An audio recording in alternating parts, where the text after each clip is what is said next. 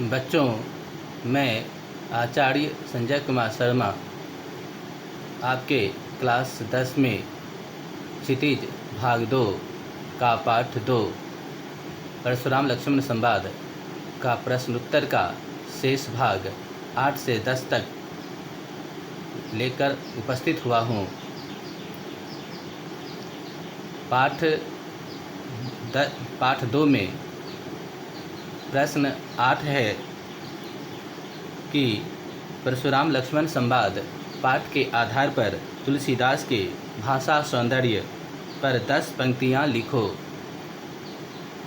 उत्तर है, कवि तुलसीदास को हिंदी साहित्यकारों ने हिंदी साहित्य का सुमेरु कहा है।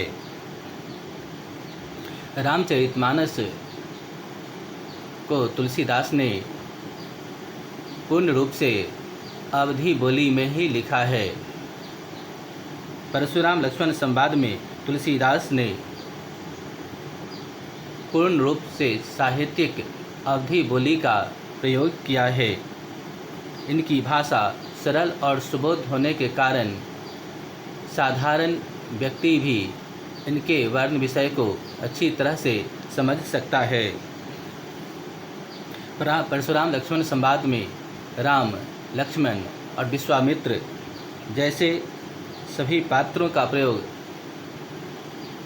इस तरह किया है कि वे सजीव हो उठे हैं और पाठक को लगता है कि सारी घटनाएं हमारे सामने अभी घटित हो रही है। हिंदी साहित्य में तुलसीदास का भाषा सौंदर्य, अलंकार प्रयोजन, रस का समावेश इत्यादि एक अनूठा प्रदर्शन है। अर्थात अलंकार प्रयोग, रस प्रयोग और भाषा लालित्य का जैसा प्रयोग तुलसीदास ने परशुराम लक्ष्मण संवाद में किया है, वैसा कहीं भी अन्यत्र देखने को नहीं मिलता है।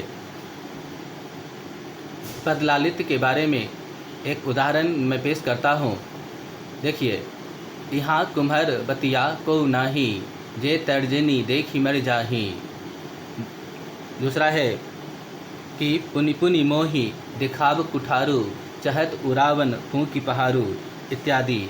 ये सभी पदलालित योजना तुलसीदास के मस्तिष्क की विशेष उपज है। अब मैं आपको प्रश्न संख्या 9 का उत्तर बताऊंगा। प्रश्न है, रामचरितमानस से लिया गया परशुराम लक्ष्मण संवाद में पूरे प्रसंग में व्यंग का अनूठा वर्णन किया गया है। उदाहरण के साथ स्पष्ट कीजिए।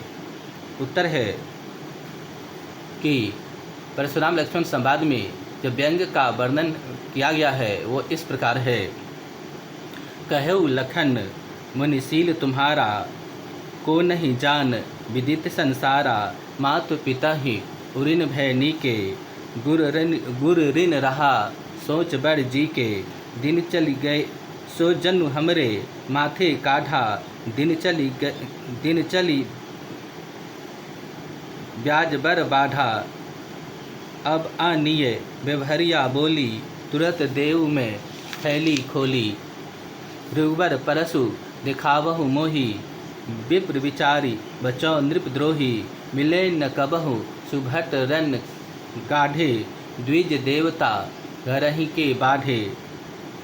इस तरह तुलसीदास ने परशुराम लक्ष्मण संवाद में व्यंग का अनूठा वर्णन प्रस्तुत किया है। अब प्रश्न संख्या 10 को मैं बता रहा हूँ। प्रश्न संख्या 10 है, निम्नलिखित पंक्तियों में अलंकार चुनकर लिखिए। 10 का क, बालक बोली बधौ नहीं तो ही।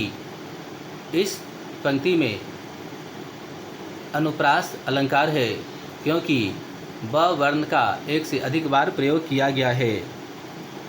ख, कोटि कुलिस सम बचन तुम्हारा। इस पंक्ति में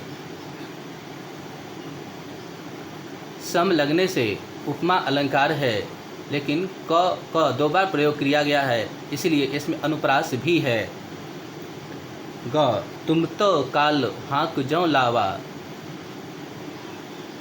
तुम तो काल हाँक जनु लावा, बार बार मोहि लागी बुलावा। इस पंक्ति में उत्प्रेक्षा अलंकार है